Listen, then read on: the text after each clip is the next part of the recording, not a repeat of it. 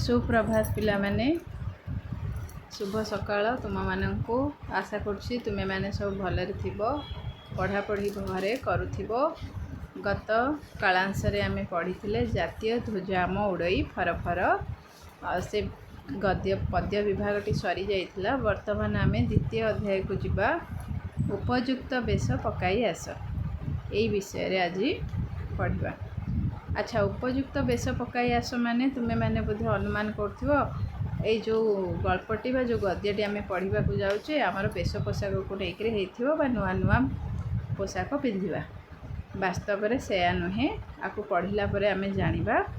एहा पूर्वरु देखिबा जो लेखक आकु रचना करछंती ताका नाम होची मनोज दास। मनोज दास जे कि एकाधर रे जने गाल्पिक लेखक एवं बहुत गुड़िए साहित्य कृति तांको द्वारा रचित। जे 1934 मसीहा फेब्रुआरी मास 27 तारिख दिन जन्मग्रहण करथिले।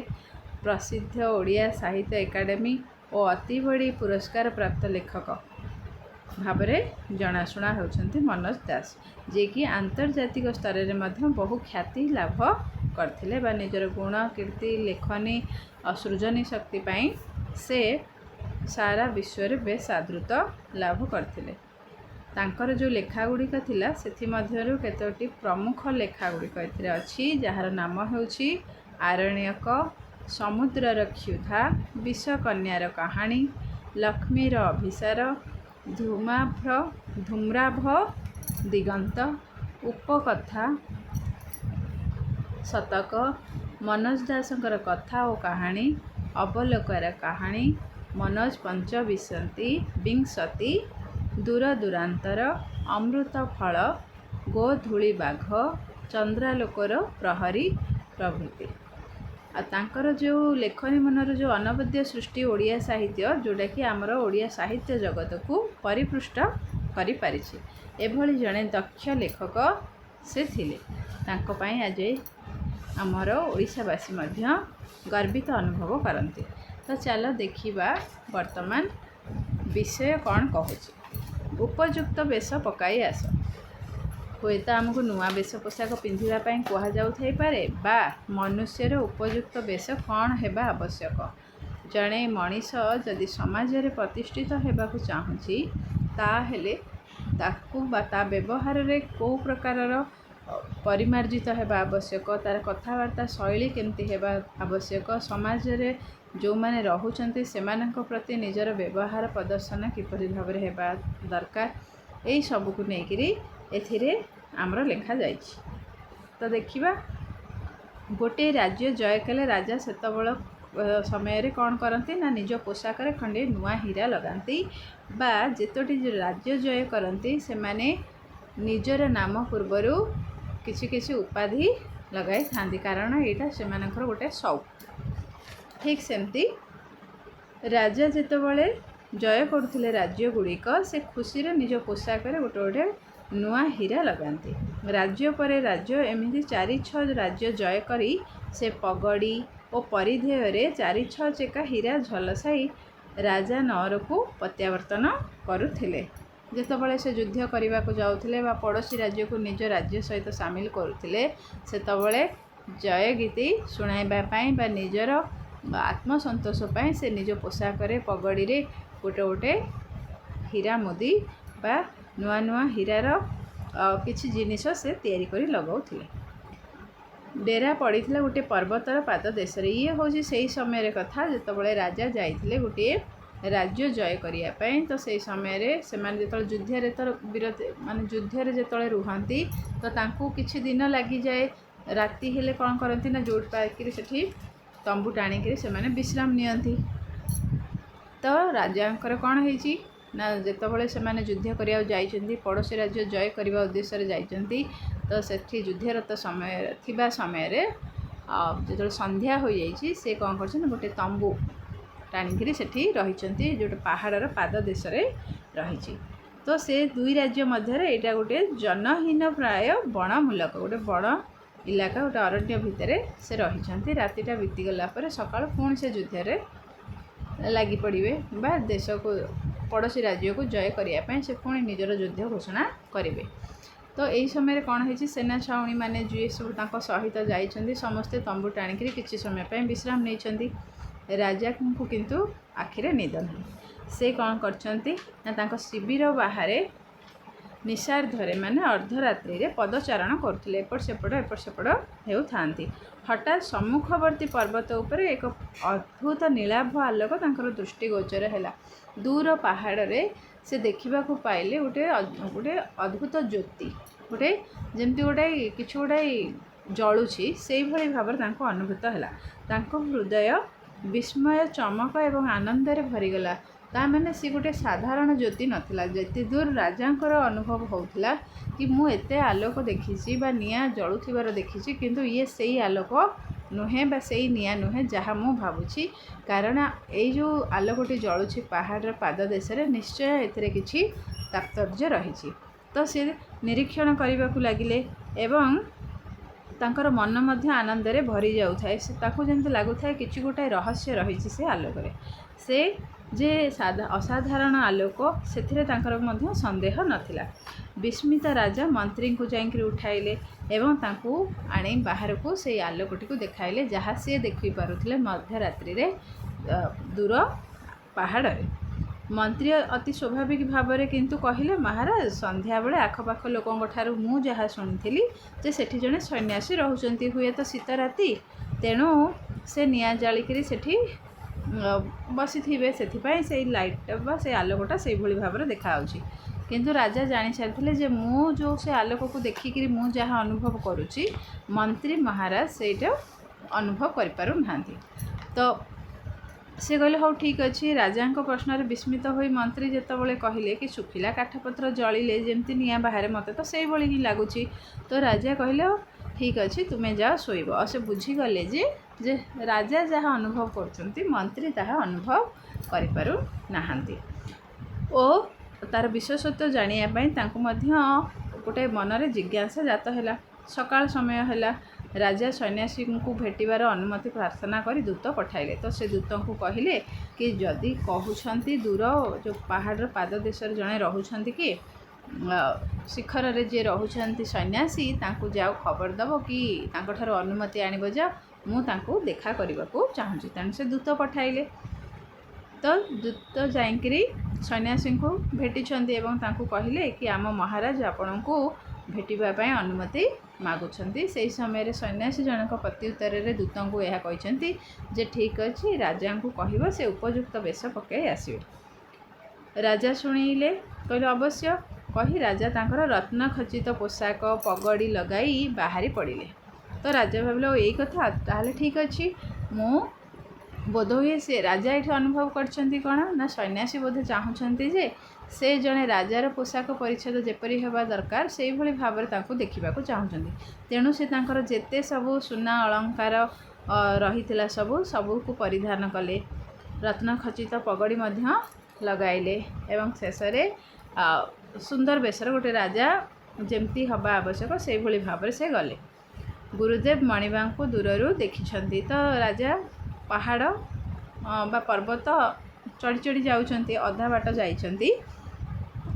ସେପଟେ କ'ଣ ଜଣେ ସନ୍ନ୍ୟାସୀ ଆସି ପହଞ୍ଚିଗଲେ। ସେଇ ସନ୍ନ୍ୟାସୀଙ୍କର ଜଣେ ଚେଲା ଆସି ପହଞ୍ଚିଲେ ଏବଂ କହିଲେ କି ଗୁରୁଦେବ ଆପଣଙ୍କୁ ଦୂରରୁ ଦେଖିଛନ୍ତି ଆପଣ ଆସୁଥିବାର, ଏବଂ ସେ ମୋ ହାତରେ ଖବର ପଠାଇଛନ୍ତି ଏବଂ କହିଛନ୍ତି ଯେ ଆପଣ ଉପଯୁକ୍ତ ବେଶ ପକାଇ ଆସିବା ଦରକାର। ରାଜା ହଠାତ୍ ନୀରବ ହୋଇଗଲେ, କିଛି କହିଲେନି ଏବଂ ଶିବିରକୁ ଫେରି ଆସିଲେ। ଜଣେ ସାଧାରଣ ନାଗରିକର ପୋଷାକ ପିନ୍ଧିବା କଥା ବୋଧହୁଏ ସେ କହୁଛନ୍ତି। ରାଜା ଏଠି ଅନୁଭବ କଲେ, ଓହୋ, ମୁଁ ଯେଉଁ ରାଜ ବେଶ ପୋଷାକରେ ଯାଇଥିଲି ତ ସେଇଟା ବୋଧହୁଏ ସନ୍ନ୍ୟାସୀଙ୍କୁ ପସନ୍ଦ ନୁହେଁ। ସେ ବୋଧେ ଚାହୁଁଛନ୍ତି ଯେ ଜଣେ ସାଧାରଣ ମଣିଷ ଯେମିତି ବେଶ ପୋଷାକ ପରିଧାନ କରେ ସେଇଭଳି ଭାବରେ ସେ ମୋତେ ଦେଖିବାକୁ ଚାହୁଁଛନ୍ତି। ତାପରେ ରାଜା ବି ନିଜେ ଭାବିଲେ, ଆରେ ମୁଁ ପୁଣି ଏମିତି ନିର୍ମାୟା ଲୋକଙ୍କ ପାଖକୁ ଯାଉଛି ଯିଏକି ଏସବୁ ଯେଉଁ ରାଜାଙ୍କର ଯେଉଁ ବେଶ ପରିପାଟି ଉପରେ ତାଙ୍କର କିଛି ଦେଣ ନେଣ ନାହିଁ, ମାନେ ସେସବୁ ପ୍ରତି ସେ ଏତେ ଆକୃଷ୍ଟ ନୁହଁ, ଅଥଚ ମୁଁ ରାଜ ପୋଷାକରେ କିପରି ଭାବରେ ଯାଉଥିଲି, ସତରେ ମୁଁ କେଡ଼େ ମୂର୍ଖ। ତ ସେ କ'ଣ କଲେ ନା ଏଥର ଅତି ସାଧାରଣ ପୋଷାକରେ ଗଲେ।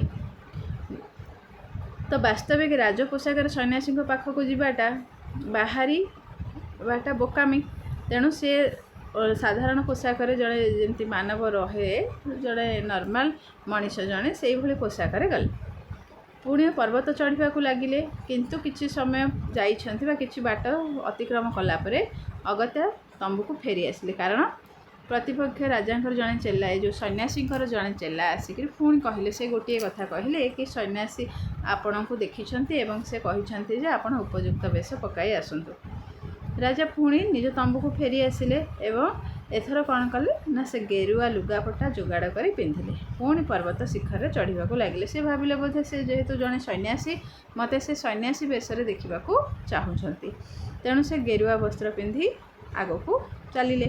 ଏଥର ତାଙ୍କର ବିଶ୍ୱାସ ଥିଲା ହୁଏତ ତୃତୀୟ ଥର ମହାରାଜଙ୍କୁ ସନ୍ନ୍ୟାସୀ ଜଣଙ୍କ ଦେଖା କରିବାର ଅନୁମତି ଦେବେ। କିନ୍ତୁ ଗୁରୁଦେବ କହିଲେ କି ଆପଣ ଉପଯୁକ୍ତ ବେଶ ପକାଇ ଆସନ୍ତି। ତୃତୀୟ ଚେଲାଟି ଆସିକି ପୁଣି ସେଇ ଏକା କଥା କହିଲା। ରାଜା ବର୍ତ୍ତମାନ ତାଙ୍କର ଆଉ ଧୈର୍ଯ୍ୟ ବି ନଥିଲା।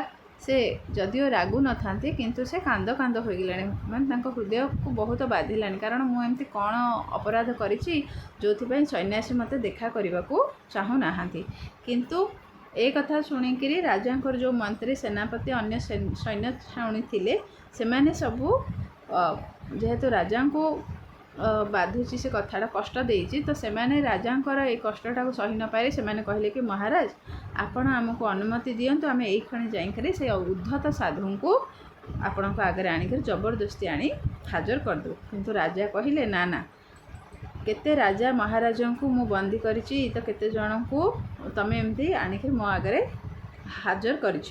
ଆଉ କିଛି ନିରସ୍ତ୍ର ନିର୍ବାକ ମାନେ ଯେଉଁ ରାଜାଙ୍କର ଗୋଟିଏ ସେତେବେଳେ ନିୟମ ଥିଲା କ'ଣ ନା, ଯେତେବେଳେ ଉଭୟ ଦେଶର ରାଜାମାନେ ଯୁଦ୍ଧ କରୁଥିଲେ ଆଉ ପ୍ରତିପକ୍ଷରୁ ଯିଏ ହାରୁଥିଲା ତାକୁ କ'ଣ କରାଯାଉଥିଲା ନା, ଯିଏ ଜିତିଥିବେ ସେ ରାଜା ଯେଉଁ ପ୍ରକାର ଦଣ୍ଡ ଦେବେ ଅପୋଜିଟ୍ ବା ତାଙ୍କ ବିରୋଧୀ ରାଜା ଜଣଙ୍କ ମାନିବାକୁ ବାଧ୍ୟ। କାରଣ ସେ ଯୁଦ୍ଧରେ ସେତେବେଳକୁ ହାରି ଯାଇଥାନ୍ତି, ତେଣୁ ସେ ତାଙ୍କର କୌଣସି କଥା ରହିବନି।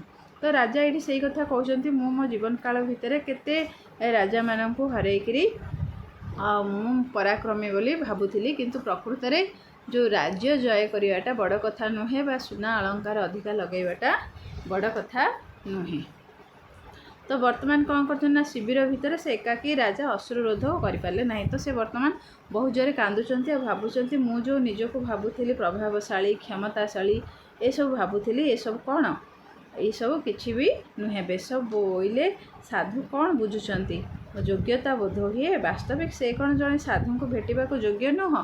ତ ଏଠି ରାଜା ନିଜକୁ ନିଜେ ପ୍ରଶ୍ନ କରୁଛନ୍ତି, ମୋର କ'ଣ ଯୋଗ୍ୟତା ନାହିଁ ଯେ ମୁଁ ଜଣେ ସାଧୁ ବା ସନ୍ନ୍ୟାସୀଙ୍କୁ ଦେଖା କରିପାରିବି? ଏ ପ୍ରଶ୍ନ ଯେତିକି ଚିନ୍ତା କରୁଥାନ୍ତି ସେତିକି ବିମର୍ଷ ବୋଧ କରୁଥାନ୍ତି, ମାନେ ତାଙ୍କୁ ସେତିକି ଆନ୍ଦୋଳିତ ତାଙ୍କର ମନ ହୋଇଯାଉଥାଏ ଏବଂ ସେ ଅନୁତାପର ଅଗ୍ନିରେ ଜଳୁଥାନ୍ତି କି ସତରେ ମୋତେ କ'ଣ ସନ୍ନ୍ୟାସୀଙ୍କର ଦର୍ଶନ ମିଳିବ ନାହିଁ, ମୁଁ କ'ଣ ଏତେ ବଡ଼ ପାପୀ? ଅର୍ଥାତ୍ ଜୀବନରେ ଯେତେ ବିଜୟ ପ୍ରାପ୍ତି କରିଛି, ଯେତେ ମୁଣ୍ଡ କାଟ କରିଛି, ଲୋକମାନଙ୍କର ତଳେ ଲୁଟାଇ ଦେଇଛି, ସେସବୁ ତାଙ୍କୁ ଅନ୍ୟମାନଙ୍କ ଆଖିରେ ବିରାଟ କରିଥାଇପାରେ, କିନ୍ତୁ ସାଧୁଙ୍କ ଆଗରେ ସେ ହେଉଛନ୍ତି ଅଯୋଗ୍ୟ। ତ ସେ ଭାବୁଛନ୍ତି, ମୁଁ କେତେ ଲୋକଙ୍କର ହତ୍ୟା କରିଛି, କେତେ ନିରୀହ ନିଷ୍ପାପ ଲୋକଙ୍କୁ ମାରିକିରି ରାଜ୍ୟ ଜୟ କରିବାର ଲୋଭରେ ପଡ଼ିକିରି ବହୁତ ଗୁଡ଼ିଏ ରାଜ୍ୟ ଜୟ କରିଛି, କିନ୍ତୁ ସେସବୁ ମୋର ଯୋଗ୍ୟତା ନୁହେଁ। ମୋର ବୋଧ ହୁଏ ସେତିକି ଯୋଗ୍ୟତା ନାହିଁ, ସେଥିପାଇଁ ମୋତେ ଜଣେ ସନ୍ନ୍ୟାସୀ ଦେଖା କରୁନାହାନ୍ତି। ତ ଏହା କହିକିରି ସେ ଜୋରରେ କାନ୍ଦିବାକୁ ଲାଗୁଛନ୍ତି। ହଠାତ୍ ତାଙ୍କୁ ପଛଆଡ଼ୁ ଶୁଭିଲା କି ପୁଅ, ଏ ବେଶରେ ତୁମେ କେଡ଼େ ସୁନ୍ଦର ଦିଶୁଛ।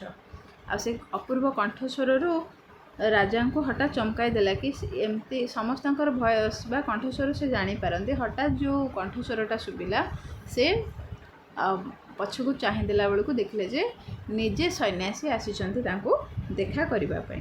ସେ ଅନାଇବା ବେଳକୁ ତାଙ୍କ ଆଗରେ ଉଭା ହୋଇଛନ୍ତି ସ୍ୱୟଂ ସନ୍ନ୍ୟାସୀ।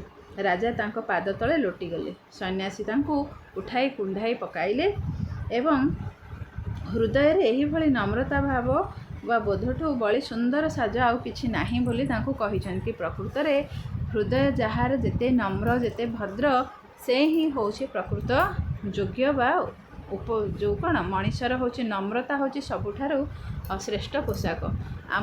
ଆମ ପାଖରେ ଯେତେ ଧନ ସମ୍ପତ୍ତି ଥାଉ ନା କାହିଁକି, କିନ୍ତୁ ଅନ୍ୟମାନଙ୍କ ପ୍ରତି ଯଦି ଆମର ଦୟାଭାବ ଥିବ, ଅନ୍ୟମାନଙ୍କୁ ଆମେ ସମ୍ମାନ ପ୍ରଦର୍ଶନ କରୁଥିବା, କେବେ ଆମ ଧନକୁ ନେଇକରି ଗର୍ବ କରୁନଥିବା, ତାହେଲେ ଯାଇକରି ଆମେ ଜଣେ ଯୋଗ୍ୟ ବ୍ୟକ୍ତି ଭାବରେ ଏ ସମାଜରେ ପ୍ରତିଷ୍ଠିତ ହୋଇପାରିବା।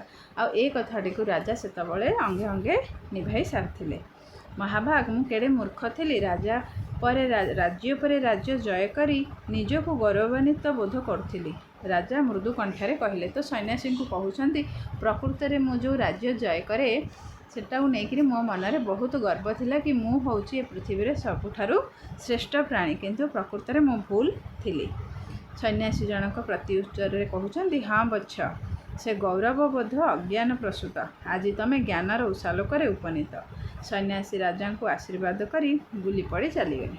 ତ ରାଜାଙ୍କ କଥାର ଉତ୍ତରରେ ସେ କହିଛନ୍ତି କି ପ୍ରକୃତରେ ଆମେ ଯେଉଁ ମିଛ ଅହଙ୍କାର ମାୟାରେ ପଡ଼ିକିରି ସଂସାର ଚକ୍ରରେ ଘାଣ୍ଟି ହେଉଛେ, ପ୍ରକୃତରେ ସେସବୁର କିଛି ମୂଲ୍ୟ ନାହିଁ, ସେସବୁ ତୁଚ୍ଛ।